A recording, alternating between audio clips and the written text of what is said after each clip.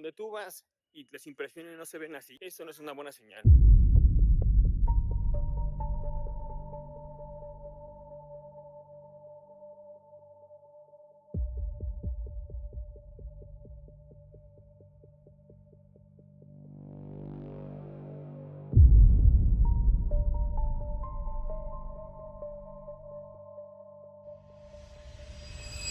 ¿Qué les pareció las impresiones?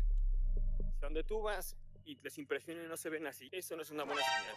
Acude con otro dentista, otra marca, a la cual puedas exigirles una impresión así, porque es la base muy importante para que tu protector bucal quede bien. Si no haces esto, es casi imposible que te quede bien.